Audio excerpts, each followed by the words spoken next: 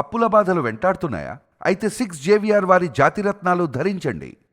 Hi, welcome to మనం TV. నేను మీ మనోజ్. 2 రోజుల క్రితం ఢిల్లీలో జరిగిన పేలుడు వల్ల స్పాట్లో 13 మంది చనిపోయారు. మృతుల సంఖ్య ఇంకా పెరుగుతూనే ఉంది. వాళ్ళ కుటుంబాలు మొత్తం రోడ్డున పడ్డాయి. సో దీని గురించి ప్రతి భారతీయుడు ఖండించాడు. ఎలా అయినా సరే వాళ్ళని ఎర్రకోట దగ్గర ఉరివేయాలి అని చెప్పి చాలామంది నెటిజన్లు కామెంట్లు వేస్తున్న పరిస్థితి. ఒక్కొక్కరు ప్రతి భారతీయుడు నిజంగా భావోద్వేగానికి గురవుతున్నాడు. సో ఈ సమయంలో అసలు ఢిల్లీ పేలుడు ఎలా జరిగింది? దాదాపుగా ఏదైతే ఆ ఉమర్ మహమ్మద్ ఉన్నాడో, సో కార్ తీసుకొని వచ్చాడు. I-20 కారు ఫరీదాబాద్ నుంచి ఢిల్లీ రెడ్ ఫోర్ట్ దగ్గరికి వచ్చాడు. దాదాపు అక్కడ 3 అవర్స్ వెయిట్ చేశాడు. సో మరి ఆ 3 అవర్స్లో ఏం చేశాడు? దానికి ఈ జైషే మహమ్మద్ వాళ్ళకి సంబంధం ఏంటి? సో కేంద్రం కూడా సీరియస్ అయింది. ఒక హై లెవెల్ మీటింగ్ పెట్టింది. ఎట్టి పరిస్థితుల్లో ఎవరైనా సరే, అది ఉగ్రవాద సంస్థలు కావచ్చు, వ్యక్తులు కావచ్చు, సంస్థలు కావచ్చు, ఎవరినైనా సరే వదలమని చెప్పి చాలా గట్టిగా చెప్తున్నారు మన దేశాధినేతలు. సో ఇక్కడ ఈ 3 గంటల్లో అసలు ఏం జరిగింది? సో గతంలో ఏదైతే యాంటీ టెర్రరిస్ట్ స్క్వాడ్, ఏదైతే హర్యానా పోలీసులు కావచ్చు, ఇంకా జమ్మూ అండ్ కాశ్మీర్ పోలీసులు కొంతమందిని, ఒక 8 మందిని అరెస్ట్ చేశారు. దాంట్లో 3 డాక్టర్లు ఉన్నారు. సో మరి ఆ డాక్టర్కి, ఈ ఉమర్ అహ్మద్ డాక్టర్కి ఉన్న సంబంధం ఏంటి? అసలు ఈ లింకులు ఎక్కడి నుంచి వస్తున్నాయి? ఎందుకంటే ఈ మన హైదరాబాద్లో కూడా ఒక డాక్టర్ని పట్టుకున్నారు. రెసిన్ అనే ఒక విష పదార్థాన్ని సో ఈ వాటర్ ట్యాంకులో కావచ్చు, పబ్లిక్ తాగే వాటర్లో, ఇంకా దేవాలయాల్లో విష ప్రయోగం చేయడానికి కూడా వెనకాడలేదు. ఒక రకంగా చెప్పాలంటే జస్ట్ మిస్ అయిందని చెప్పుకోవచ్చు. దాదాపుగా లక్షల మందిని చంపేవాడు.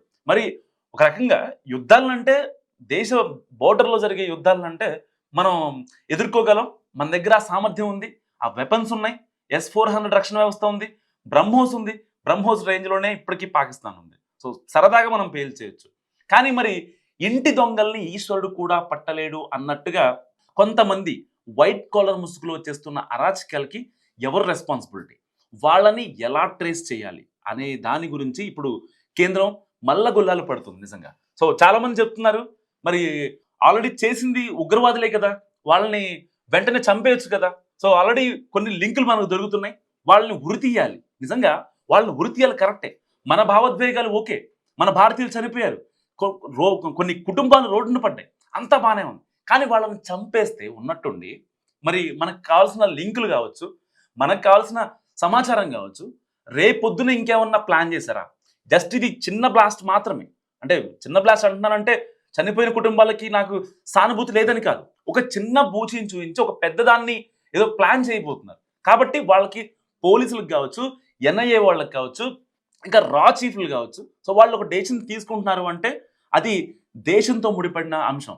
ఎందుకంటే నేషనాలిటీ అనేది చాలా ఫస్ట్. సో వాళ్ళు మన మీద దాడి చేశారు, చాలామంది చనిపోయారు, అంతా బాగానే ఉంది. కానీ నెక్స్ట్ స్టెప్ ఏంటి, వాళ్ళ ఉగ్రవాదులు నెక్స్ట్ తదుపరి చర్య ఏం చేయబోతున్నారు అనేది తెలియడం కూడా మనకి చాలా కీలకం. సో ఇలాంటి నేపథ్యంలో ఆ డాక్టర్ ఉమర్ అహ్మద్ సో ఎర్రకోటకి వచ్చే ముందు దాదాపుగా 3 గంటల ప్రాంతంలో ఎర్రకోట దగ్గరికి వచ్చాడు.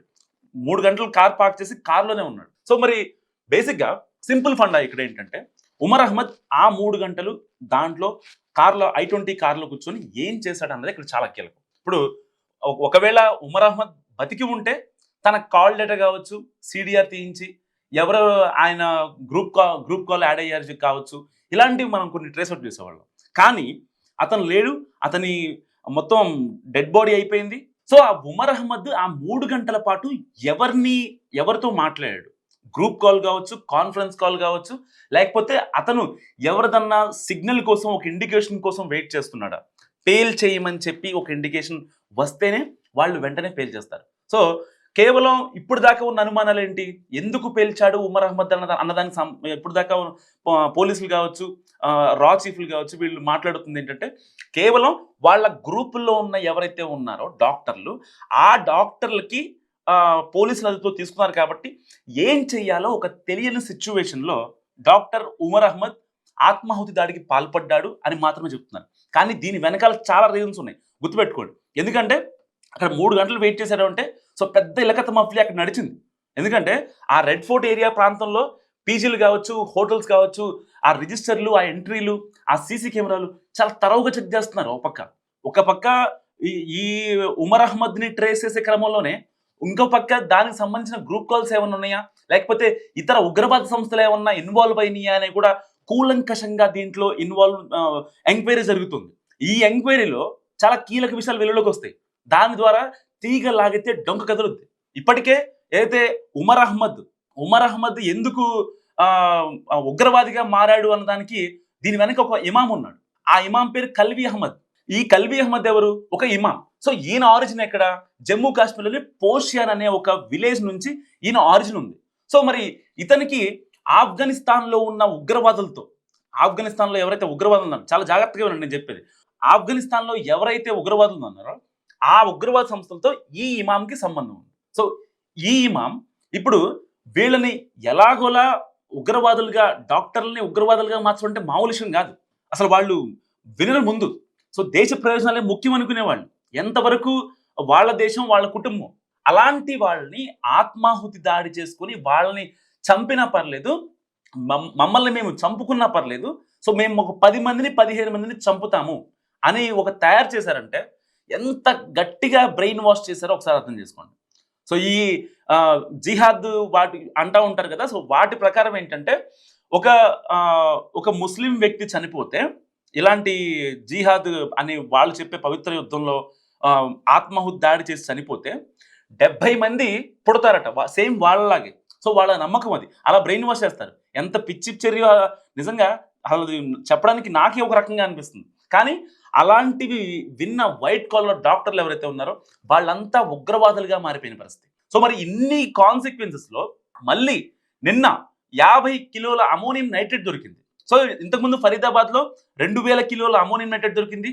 ఒక 2000 కిలోల అమోనియం నైట్రేట్ అంటే నిజంగా 2 ఆర్డీఎక్స్లు సమానం. 2 ఆర్డీఎక్స్లు అంటే సరదాగా ఢిల్లీలో ఒక 20% సరదాగా లేసిపోద్ది. సో అలాంటి బ్లాస్టింగ్ ఎక్స్ప్లోజన్స్ మెటీరియల్స్ని వాళ్ళు క్యారీ చేస్తున్నారు. నిజంగా వీళ్ళు డాక్టర్లేనా అన్న అనుమానం కూడా వ్యక్తమవుతుంది. సరే, పోలీసుల ఇన్వెస్టిగేషన్ ప్రకారం మనం మాట్లాడుకుంటే, సో వాళ్ళు చేసిన దాని ప్రకారం, సో వాళ్ళు కొన్ని అంటే ఏదైతే మానవ సంబంధ వ్యాధులు ఉన్నాయో వాటిని కొంచెం తగ్గిస్తూనే జస్ట్ అదొక పార్ట్ టైం జాబ్లో పెట్టుకొని ఫుల్ టైం యాక్టివిటీ మొత్తం కూడా ఉగ్రవాదులకు సంబంధించిన యాక్టివిటీస్ చేస్తున్నారు.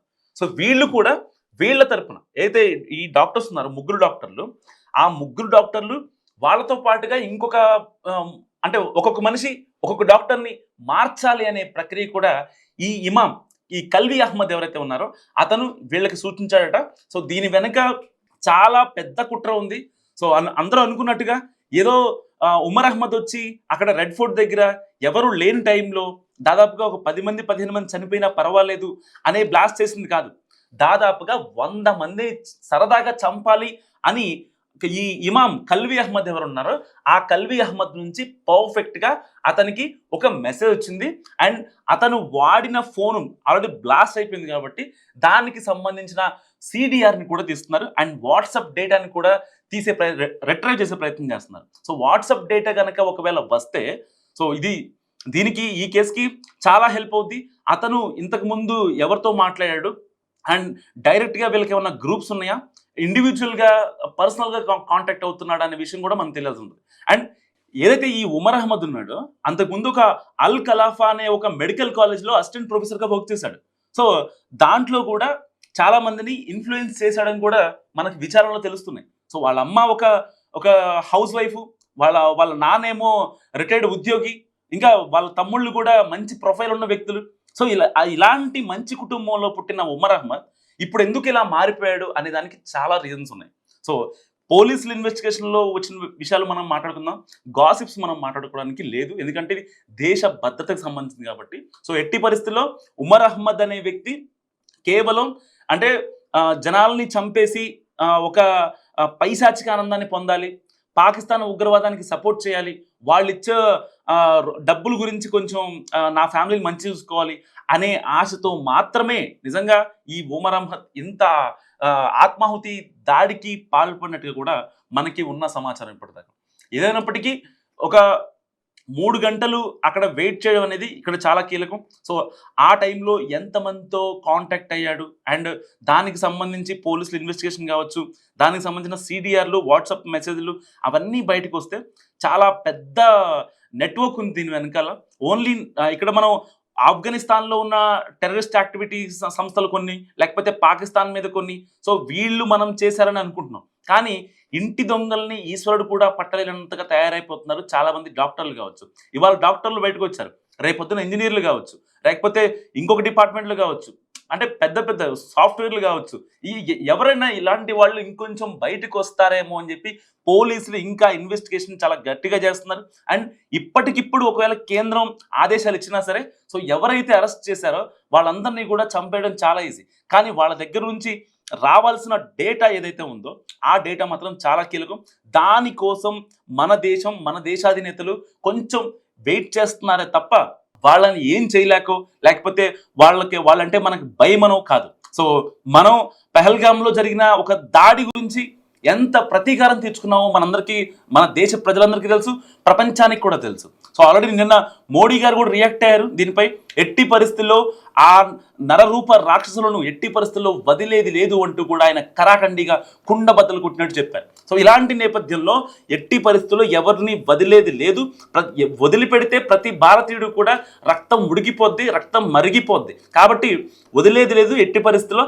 కానీ దీనికి సంబంధించిన కొన్ని కీలక విషయాలు రావడంలో దానిపైన విచారణ జరుగుతుంది కాబట్టి, సో ఎట్టి పరిస్థితుల్లో ఆ విచారణ జరిగిన తర్వాత కీలక నిర్ణయం తీసుకునే అవకాశం ఉంది. ఎట్టి పరిస్థితుల్లో నేనైతే ఈ విచారణ ఒక 2-3 డేస్ జరిగిన తర్వాత తీగ లాగితే డొంక కదిలితే సింధూర్ 2.0 మళ్ళీ ఏదైతే జైషే మహమ్మద్ అని చెప్పి ఇప్పటికే కేంద్రం కొన్ని అనుమానాలను వ్యక్తం చేస్తుంది, కన్ఫర్మ్ చేయలేదు, బట్ అనుమానాలు వ్యక్తం చేస్తున్న నేపథ్యంలో మరి సింధూర్ 2.0 ఉంటుందా ఉండదా? మీరేమనుకుంటారో మస్తు కామెంట్ చేయండి. చూస్తూనండి మన టీవీ.